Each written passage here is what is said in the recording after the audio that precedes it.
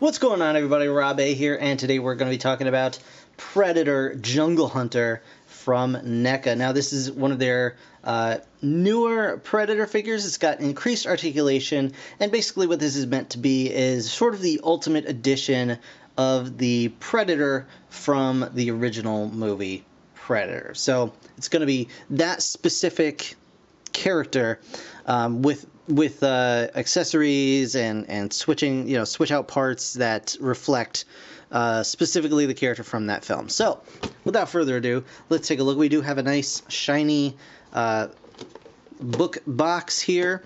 It does open up. You can see the figure in all of his glory here, with his parts on the ground, challenging Dutch to a one-on-one mano-a-mano competition. Inside the package, there is no figure. As you can see, I've already taken the figure out, but you can see some of the accessories. We do have an alternate head, an unmasked head, a mask. It's just a separate mask. It doesn't actually go on anything, but it's so you can have that mask separately. We have a couple extra hands. We have some effect parts for the blaster, and a couple of skulls, and with the spinal column from the various kills he made in Predator. On the back, you can see here, there is a little blurb about the film. It says, deep in the Central American jungle, the Predator is hunting humans for sport. Armed with his plasma caster, wrist blades, and cloaking technology, the Predator methodically stalks and kills the opponents he deems worthy. The Jungle Hunter Predator collects the skulls and spines of his victims as trophies and skins his prey, leaving the bodies hanging from the trees. When a Special Forces team is dispatched on a rescue mission, they soon become the Predator's prey. So, when they cooked up a story and threw them all in the meat grinder, this is what we ended up with. So you can see images of the figure holding the various accessories. Got the skull. Here he is being cool with his effect part, hanging off of a little tree there. He does have an opening wrist, self-destruct device, as well as the extending wrist blades. You can see him here holding the extra mask, and he's got the plasma caster on his shoulder right here. On the bottom, a very cool thing, you can see the logos here, Neca and Real Toys, and then here you can actually see who is responsible for making this figure. So if you were curious, it's right there. And I really do like when they add, especially for like higher end figures like this, I really do like, collector's figures, I really do like it when they add sort of a credits, to the figures itself. So I'll just pause on that. You can look at that anytime you want. And the inside, I don't know if you noticed, the inside is a little jungle scene, and we'll get into that in just a moment. But without further ado, I'm going to go ahead and unpackage the rest of these parts, and we're going to check out the Predator in just a moment. Alright guys, so here we have the Jungle Hunter Predator, and I just want to quickly show off the, this is the back of the inside of the packaging. That actually, he comes inside, so you can use that if you wanted to as like a backdrop, spread it out, whatever makes you happy. So that's pretty cool. I just wanted to show that off a little bit more closely. But without further ado, let's actually get into the figure itself. So this is our Predator figure, and he's very, very nice overall. The head is on a ball joint. The head is rather limited in its ability to, honestly, so here's my major beef with this figure, is that the neck is just a sculpted stalk that just goes out like in this direction. And I'll show that off once I pull the head off to change out the heads. But so it's just a solid fixed neck, and then the head is on a ball jointed stalk attached to the end of the neck, but it means that he has a hard time looking up or down in any meaningful way. I mean, he can look down, and it actually comes across pretty well, but I would like if he could actually move his neck back a little bit to look more surprised, or any kind of emotional movement like that. But on that, very, very cool, very nicely posable. He does have a rotating ball joint at the upper torso. He's got a rotating ball joint at the lower torso of the waist. He's got some very nice universal joints in the legs that can actually move back and forth. He's got a lot of armor panels. These are made out of like a soft rubber that can get out of the way, as well as his loincloth here. I'm not too keen on the loincloth. I would have preferred maybe soft goods, fabric or something, but I understand why they did what they did there.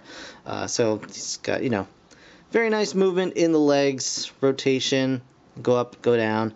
He's got a double jointed knee, as well as a swiveling foot. Foot goes back and forth, can go side to side, can fall off the ball joint. Maybe it doesn't go quite as far as I was pushing it to go, but he can get into most natural poses and, look just fine without any problem. So, very cool.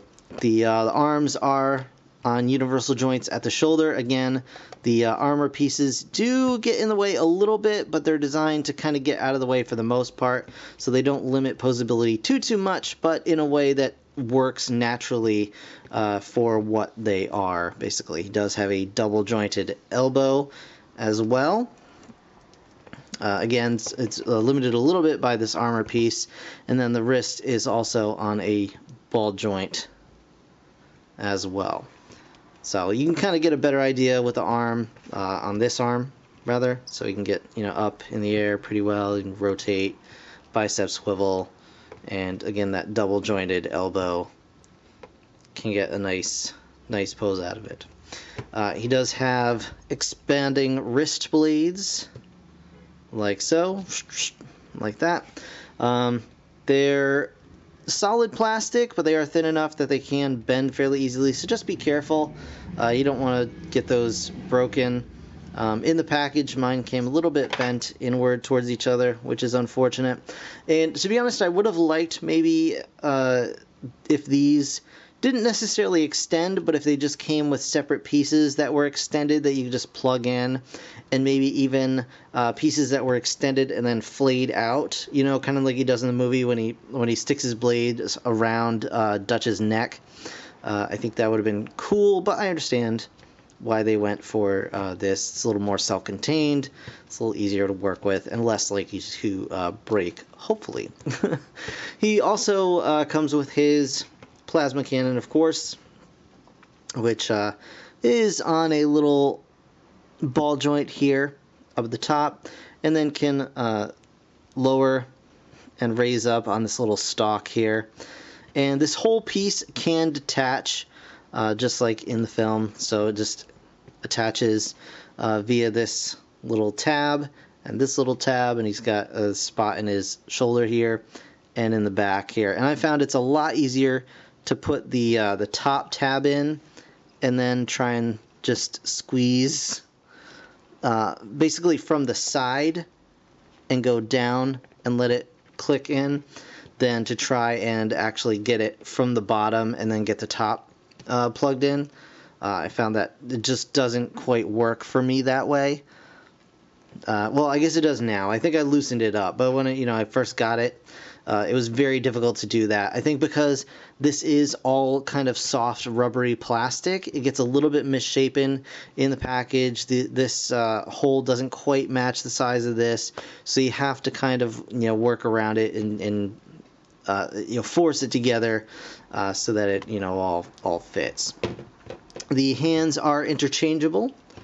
You just go ahead and pop the hand off like that, and grab one of the other hands and just pop it on. In theory, there you go. Just pop that on. So now he's got, he's it's like, what's going on? What have you done? And he does come with this closed fist with extended thumb, so you can give the thumbs up, and this partially open hand, so he can hold on to things. like so.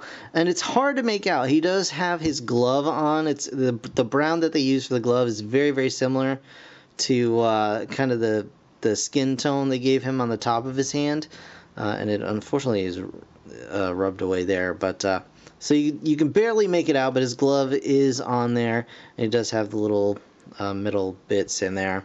And this glove can be used to hold onto the skull and vertebrae part that he comes with here. And I'll show that off in a little bit. But so you can also open up his wrist here. Open up his wrist. Open up this piece, and it does flip open. So just like that, and it does appear to be that this is actually pinned in, and I'm very, very thankful for that. And you can kind of get a little better view of it. It's actually got the little numbers in there, a little hard to make out, but I'm very glad that they pinned it in, because I know on my Monster Arts Predator, this has a tendency, and by tendency I mean it really just all the time pops off, and it's kind of a pain in the butt. So I am glad that they pinned that there. I don't have him handy for comparison, but this dude is a lot bigger than my Monster Arts Predator. So now he can come up. You can go ahead and get his hands on his mask, and then he can pull his mask off. And to do that, we have to pull his head off. And so, like I said, it's just on a ball joint, just like that. And here's the masked head. And then we just come over here and grab the unmasked head, which will hopefully focus. Focus! There we go. So you can see the unmasked head. Very nice paint apps. A little bit too pink on the inside of the mandibles here, maybe, but not too terrible. The eyes are painted in. They're a little hard to make out just because of all the shadow, but they do look very, very nice.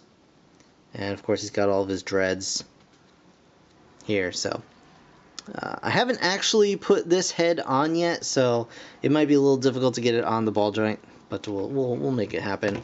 And of course, you can see all of his little trophy skulls on his little bandoliers here, and his necklace. These all can be removed. They just kind of hang on the neck. And again, here is the neck, and this is what I'm talking about. So it's got the ball joint stock here that does move, but the neck itself is just a solid piece. It's attached to the top of the chest and doesn't move, which is not, I don't find that ideal, but it's certainly not a deal breaker either. So we just go ahead and get the new head on. Hopefully that's on all the way. It didn't pop or anything, but and then we've got our unmasked Predator here, and he can hold, of course, his mask, which is a separate part. Very nice. It's got the little laser sight on it. It's got some little damage areas there. I think that's what that's supposed to represent. And the inside is just silver. And it doesn't actually fit over his face because of his mandibles. I imagine if they made these a little smaller, that they could actually fit this mask onto his face. But it's a very nice representation, and he can, hold his mask in his hand at some point. So we'll just switch out the hand with the more closed fist so he can hold his trophy here. And this I don't think is supposed to come out, but did just come out, the little tube here, because it did take a little bit of paint with it, but that's alright. Just plug that right back on, and I'll just add a dab of glue to that, and it'll be good as new. And I think that's just from me kind of moving it past its natural point, but it would have been nice if this were just a little bit longer to kind of allow for that kind of movement, or if this piece itself were attached to maybe this armor rather than the arm itself. But what are you gonna do? life is full of little surprises. So he can hold up his skull, and honestly, here's a gripe. So if this is too short to really have a lot of movement in this arm, then how about make the open hand that can hold things on this arm, which has a lot more free range movement. Because I think, limiting how this guy can actually hold things, he's going to want to hold things like up at a kind of a regular height. And if that's going to be too high for this, then it doesn't really make sense. But anyway, so he can hold that. He can hold his mask ish. He can kind of hold his mask. There you go, like that. And again, we can attach the shoulder armor here with the blaster and just plug that in, and then you can see the effect part that he comes with, and it is sort of keyed on the back side here, and it's a little hard to make out like which side goes where, so you just gotta kind of turn it around until you find a way that sort of fits. And this is pretty much how I found. So